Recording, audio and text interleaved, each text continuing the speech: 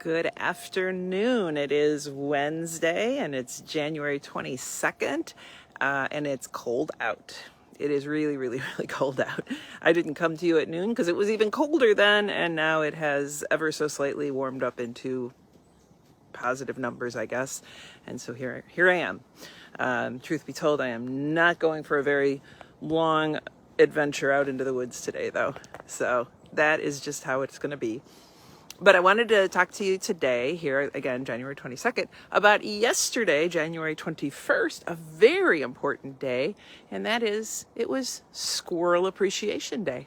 And I don't know if you appreciate the squirrels. Last week we were talking about birds and fluffing up and bird feeders, and I know some folks who keep bird feeders get kind of frustrated with the squirrels, but also can be kind of fascinated with the squirrels and the way that they are so incredibly adaptable to the tricks that we may lay out in front of them, as far as squirrel baffles or greased poles or whatever it is that people do to try to keep the squirrels out of their bird feeders. I have given up, and I put food on the deck railing for them to just eat, and it seems to work. So, and you know, like 2 or 3 will come, but I don't get a million, and it seems like it's fine, whatever.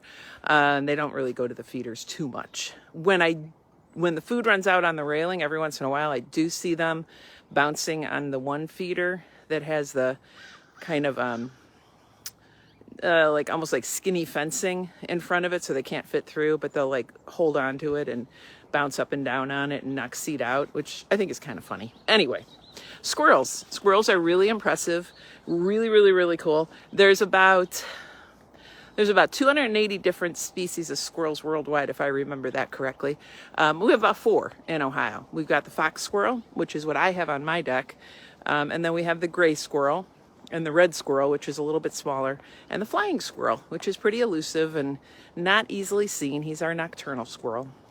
Many of you might see gray squirrels in your yards, and then the black squirrels that you see in like the Brecksville Metro Park, or if you've ever been down to Kent State, they're all over the campus, is actually a gray squirrel. It's just a different color morph of that gray squirrel. Anyway, but I have the fox squirrels. I have about 3 of them or so that come up and hang on my deck and eat a lot.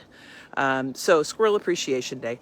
As you know, squirrels are notorious for finding nuts off of oak trees or walnut trees or whatever, and they will bury them. And what's kind of an interesting thing scientists have discovered through kind of studying through, they lose about 25% of the nuts that they bury to other squirrels, and about 30% to just forgetting where they buried them or never getting back to it.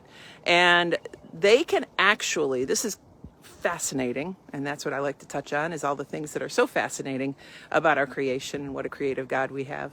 But they actually can smell under a foot of snow where they may have cached some of their acorns and the different nuts and such, and can sniff them out and dig down in and find them and eat them.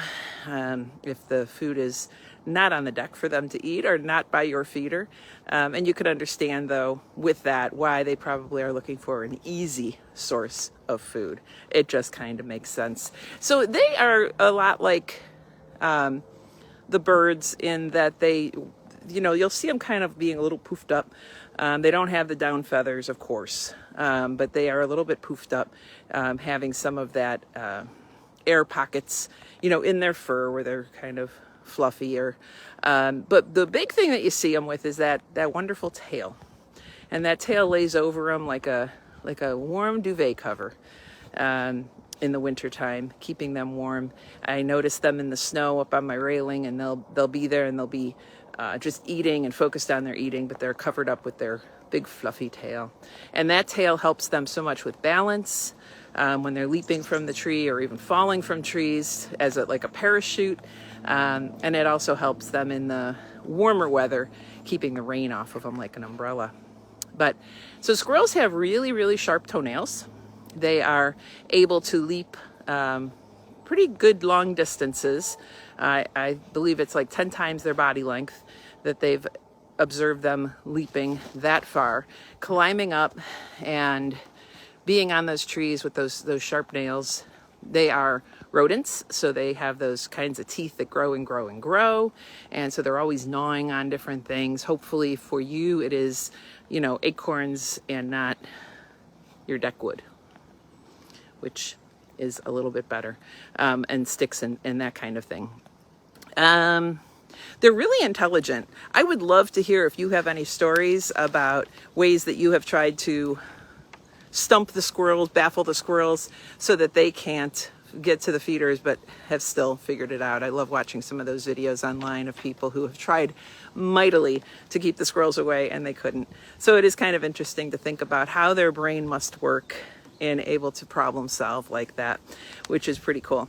This is, for as cold as it is right now, this is mating season for the squirrels. So January is the time that they are looking for a mate. They are polygamous. It's not that they form a one-on-one relationship, but the male will move from female to female and mate.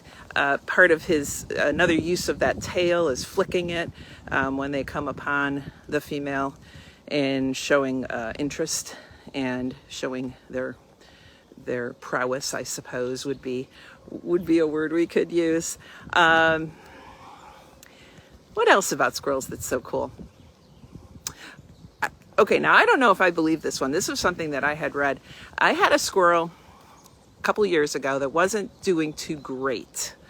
And I observed him, and I actually called the city, and the guy had told me that he probably was just a bit stunned. But it went on for days. And then I never saw him again, so I kind of think he went off and he died.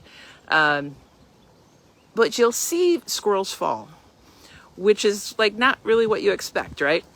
You see squirrels falling from the trees sometimes. Scientists tell us they can fall 100 feet without injury, and they will use that tail as a parachute and kind of help to try to break their fall as they make their way down. So it's just sort of remarkable who they are, what they can do. And it's a really cool time of year to start observing them, because you're going to start to see the males performing for the females. I have a chickadee that just landed next to me. You're going to see the males performing for the females, and then them chasing each other about very shortly, if not already. So it is the season.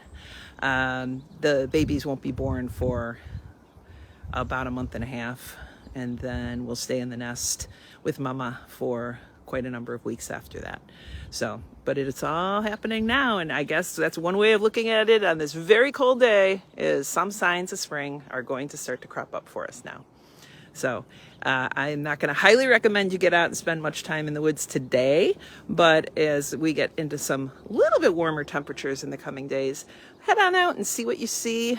And as you continue to walk and explore, you'll just see the big changes that happen week to week, month to month, as we get in towards springtime. So have a wonderful, wonderful day. Stay warm, and I will see you Sunday and hopefully again next Wednesday. Bye.